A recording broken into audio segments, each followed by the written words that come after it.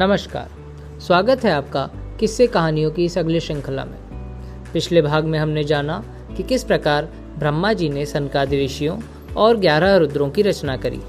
आज के भाग में हम देखेंगे किस प्रकार भगवान विष्णु ने भगवान ब्रह्मा की सहायता करी और उनकी जान भी बचाई। साथ ही हम ये भी देखेंगे कि किस प्रकार इस सृष्टि की रचना हुई। भगवान ब्रह्मा कमल के आसन के ऊपर बैठकर अपने ब्रह्मांड के हर रहस्य को गूढ़ मंत्रों के माध्यम से लिपिबद्ध करके वेदों में लिख रहे थे। अभी उनकी रचना बस पूरी ही हुई थी कि उधर परमेश्वर अनंत नारायण के कान के मैल से 2 जीव रेंगते हुए बाहर निकले। पहले जीव ने बाहर आते ही मीठा खाने की इच्छा प्रकट करी, इसलिए उसका नाम पड़ा मधु।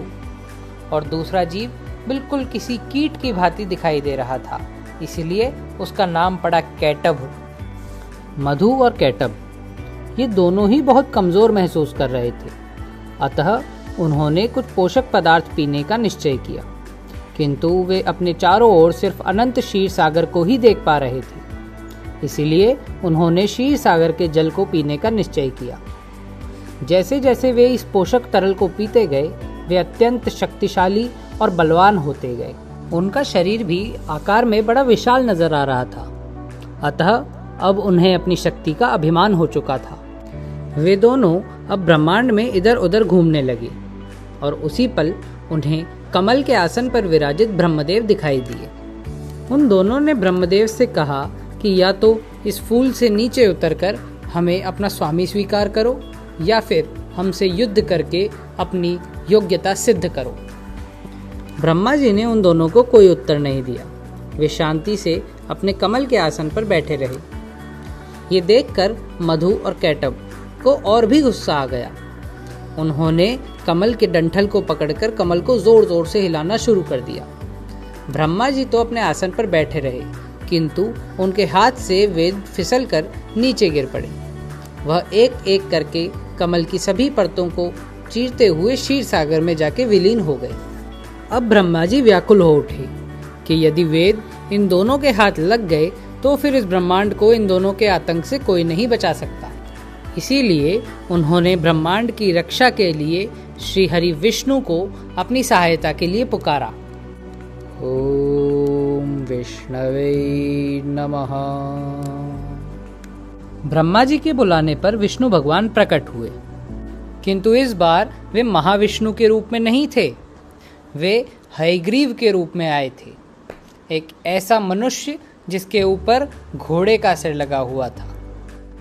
अब मधु कैटभ और महाविष्णु के बीच में युद्ध शुरू हो चुका था, किंतु ये युद्ध लगभग बराबरी का था और इसके 2 कारण थे। पहला कारण तो ये कि क्षीर सागर का जल पीकर मधु और कैटभ भी बहुत शक्तिशाली हो चुके थे, और दूसरा मुख्य कारण कि मधु और कैटभ 2 जीव थे, अतः जब एक थक जाता तो दूसरा युद्ध करता, और जब दूसरा थक जाता तो फिर से पहला युद्ध करता। इसीलिए वे बिना थके लगातार युद्ध कर पा रहे थे। किंतु विष्णु तो फिर भी विष्णु है। उन्होंने इस विपत्ति से निकलने का भी एक रास्ता सोच लिया। विष्णु ने मधु और कैटभ को शाबाशी दी और उनसे मनचाहा वरदान मांगने को कहा, किंतु मधु और कैटभ दोनों ही अहंकार से लिप्त थे। उन दोनों ने विष्णु से कहा कि हम हारने वाले से वरदान नहीं लेते, अतः तुम्हें जो कुछ भी चाहिए तुम हमसे वरदान मांगो और हम तुम्हें वो प्रदान करेंगे। और महाविष्णु भी इसी अवसर की तलाश में थे। उन्होंने मधु और कैटभ से उन दोनों की मृत्यु का वरदान मांगा। मधु और कैटभ दोनों समझ चुके थे कि ये विष्णु की एक चाल थी, किंतु फिर भी अब पीछे हटने का कोई मार्ग नहीं था, अतः उन्होंने अपनी मृत्यु का वरदान विष्णु को प्रदान करा।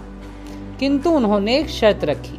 उन्होंने विष्णु से कहा कि हम जब से यहाँ आए हैं तब से हमने जल के अलावा और कुछ भी नहीं देखा, अतः हमारी मृत्यु उस स्थान पर हो जहाँ पर बिल्कुल भी जल ना हो। किंतु ब्रह्मांड में अभी तक ऐसा कोई स्थान था ही नहीं जहाँ पे जल के सिवा और कुछ मौजूद हो, अतः विष्णु ने अपना आकार बड़ा किया और इतना बड़ा किया कि उनका मस्तक भी उन दोनों को दिखाई नहीं दे रहा था। उसके बाद महाविष्णु ने हयग्रीव रूप में मधु और कैटभ को अपनी जांघों पर मार दिया। क्योंकि विष्णु ने मधु को मारा था, इसीलिए विष्णु को हम मधुसूदन नाम से भी जानते हैं। उन दोनों को मारकर भगवान विष्णु ने उनकी त्वचा से उनके मेद को बाहर निकाला और उसे ब्रह्मा को सौंपकर कहा कि इस मेद का इस्तेमाल करके पृथ्वी की रचना करें, अतः ऐसी जगह की रचना करें जहां मानव रह सके। इसीलिए धरती को मेदिनी भी कहा जाता है। इस प्रकार महाविष्णु ने न केवल ब्रह्मा जी को मधु और कैटभ से बचाया, बल्कि पृथ्वी के निर्माण में भी अपना योगदान प्रदान किया। आज के भाग में बस इतना ही। हम मिलेंगे अगले भाग में। तब तक के लिए वीडियो को लाइक करें, शेयर करें और सब्सक्राइब करें हमारे चैनल को। धन्यवाद।